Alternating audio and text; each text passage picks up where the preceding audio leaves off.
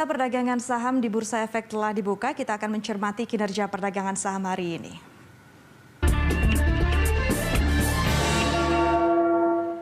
Dan untuk mengetahui pergerakan saham hari ini, kita telah terhubung dengan Head of Online Trading Ciptadana Sekuritas, Zabrina Raisa. Selamat pagi, Mbak Zabrina.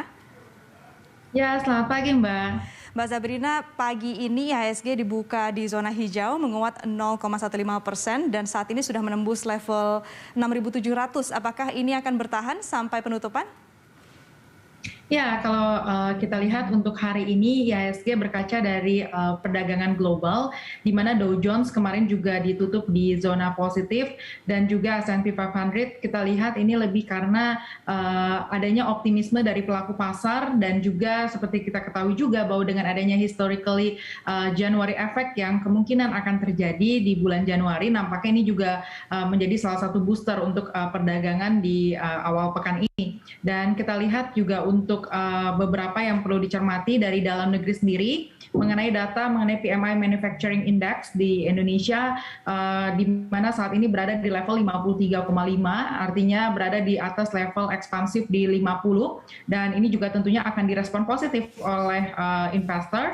Dan di sisi lain juga dengan data dari inflation kita di bulan Desember yang berada di level 1,87% secara year on year, ini juga terbilang masih relatif baik. Dan nampaknya kita juga masih memperkirakan IHSG akan menguji resisten selanjutnya di level 6.754.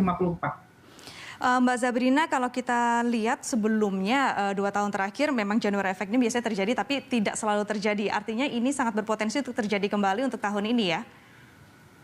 Ya, betul sekali, karena kita ketahui juga di tahun lalu di 2021 dan di 2020 mungkin ada sedikit perbedaan ya, di mana pandemik terjadi pertama kali di 2020 dan memang nuansanya kami perkirakan bahwa di 2022 ini dengan adanya economic recovery, harapannya January effect ini akan terjadi kembali di Januari tahun ini. Bagaimana dengan kebijakan pemerintah tahun ini yang melarang ekspor batubara selama 1 bulan ini? Apakah ini akan menjadi penekan bagi IHSG? Ya, kalau saya pribadi melihat dengan adanya kebijakan yang disampaikan oleh pemerintah, memang ada beberapa berita juga yang terbilang masih ada belum pasti, karena dari pelaku bisnis juga menyatakan bahwa kebijakan tersebut mungkin dinilai agak sedikit tergesa-gesa. Dan di sisi lain juga kalau kita lihat secara harga coal price sendiri, khususnya hari ini terlihat mengalami penguatan di atas 3%, dan sebetulnya kalau kita lihat secara prospek di 2022 sendiri, saham-saham berbasis komoditas, khususnya di coal sendiri, saya lihat masih menarik ya, khususnya di first half 2022. Baik, artinya mungkin ini bisa menjadi faktor yang bisa menekan seperti itu ya Mbak Zabrina. Tapi kalau kita lihat secara umum, optimistis terhadap pemulihan ekonomi ini kan sebetulnya baik ya Mbak Zabrina, dan ini akan menjadi penguat IHSG. Iya, betul sekali Mbak. Karena di sisi lain tadi mungkin yang sebelumnya saya sampaikan, harga komoditas yang cenderung mengalami kenaikan dan juga beberapa data dari dalam negeri sendiri juga cenderung baik. Tentunya ini akan menjadi positif katalis untuk perdagangan IHSG khususnya pada hari ini. Ditambah kita lihat juga untuk kemarin IHSG menguat dan hari ini beberapa data yang tadi juga ya cukup baik. Ya tentunya ini akan menjadi angin segar lah untuk perdagangan selama sepekan ini. Jadi mungkin akan ada capital inflow masuk kembali ya ke dalam pasar modal Indonesia ya Mbak Zabrina? Ya, terlihat untuk beberapa beberapa emiten khususnya banks seperti Bank BCA, Bank BRI ini terlihat juga nampaknya asing akumulasi buy ya untuk beberapa emiten, salah satunya juga dari sektor perbankan. Baik, kalau kita melihat tadi data dari dalam negeri, tapi ada juga tentunya pengaruh dari global. Percepatan tapering the Fed ini sudah mulai. Seberapa kuat daya tahan IHSG terhadap kebijakan ini?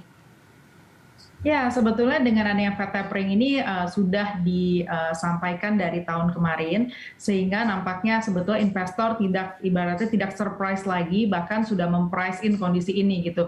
Dan memang di tahun 2022 ini nampaknya temanya ini lebih ke arah inflation, karena adanya nanti kenaikan suku bunga, dan juga kita lihat juga untuk di tahun 2022 ini memang meski economic recovery terjadi, memang ada beberapa hal juga yang menjadi concern, khususnya juga dari sisi Fed tapering. Tapi Tapi saya rasa dengan makroekonomik Indonesia yang terbilang masih cukup stabil dan juga khususnya pandemik ini juga bisa dihandle dengan baik oleh Indonesia, nampaknya juga rasanya kita bisa melewati ini dengan baik lah. Mbak Zabrina, artinya suku bunga acuan Amerika yang berpeluang mengalami kenaikan Maret nanti dan juga kebijakan tapering ini mungkin dampaknya masih lebih tidak terlalu berpengaruh jika memang data dari dalam negeri lebih baik begitu ya Mbak Zabrina? Ya, sejauh ini saya rasa yang menjadi main fokus dari investor lebih ke ini juga ya, dalam negeri. Karena dalam negeri kan bisa membantu dari sisi optimisme pelaku pasar bahwa nampaknya Indonesia dalam keadaan yang baik-baik saja gitu. Ditambah ya kembali lagi Fed tapering yang terjadi ini kan sudah digaungkan dari tahun lalu. Sehingga nampaknya juga dari government pasti akan ready untuk menghadapi hal tersebut. Ya, kalau untuk January effect, saran Anda? Ya, untuk January effect, saya perhatikan beberapa saham yang cenderung mungkin akan menjadi primadona juga ya untuk para investor. Mungkin bisa diperhatikan salah satunya dari sektor perbankan, BCA, karena secara company performance, BCA juga sudah tidak diragukan lagi. Dan khususnya ini yang menarik, BCA sendiri punya sesuatu yang memang ini ya menjadi salah satu perhatian, khususnya non-performing loan mereka yang bisa terjaga dengan baik, dan juga result mereka yang dinanti-nantikan juga nampaknya juga nanti akan mencatatkan kinerja yang positif ya, karena kita tahu juga di fourth quarter 2021 kondisi ekonomi Indonesia juga cenderung membaik dibandingkan kuartal-kuartal sebelumnya. Mbak Zabrina, bicara soal perbankan, lalu prospek saham bank digital tahun ini secara umum seperti apa, Mbak? Ya, untuk bank digital nampaknya di tahun ini masih ada sentimen di mana kita lihat juga ada beberapa banks yang akan melakukan corporate action, dan tentunya kita tahu dengan semua yang serba digital, pelaku pasar juga menganggap sesuatu yang ibaratnya punya growth story, punya cerita yang ibaratnya mungkin tadinya company-nya punya performance-nya tadinya mungkin loss, lalu menjadi profit, turnaround story lah kita bicarakan. Tentunya ini akan menjadi sesuatu yang menarik ya, ditambah dengan adanya terobosan-terobosan yang dilakukan oleh company tersebut.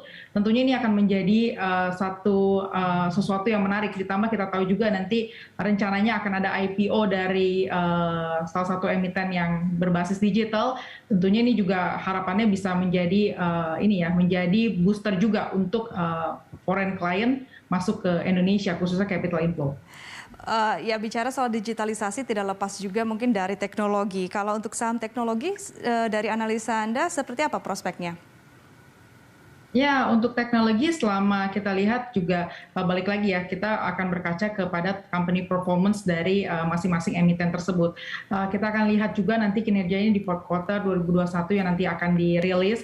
Tentunya kalau sesuai dengan ekspektasi dari pasar, harapannya juga akan terreflect juga dengan harga sahamnya, karena beberapa waktu ini setelah sempat saham-saham berbasis teknologi mengalami penguatan lalu mengalami koreksi, yang ditunggu-tunggu tentunya akan lebih berfokus ke kinerja fundamentalnya.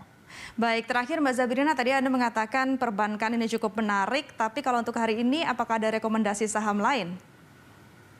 Ya, hari ini saya perhatikan juga saham berbasis oil, mungkin Medco ini juga bisa diperhatikan ya, dengan range di buy on weakness untuk Medco di level 458. Saya rasa ini masih menarik, ditambah dari sisi harga komoditas yang mungkin akan mengalami kenaikan, harapannya ini juga akan ke-reflect ke saham tersebut.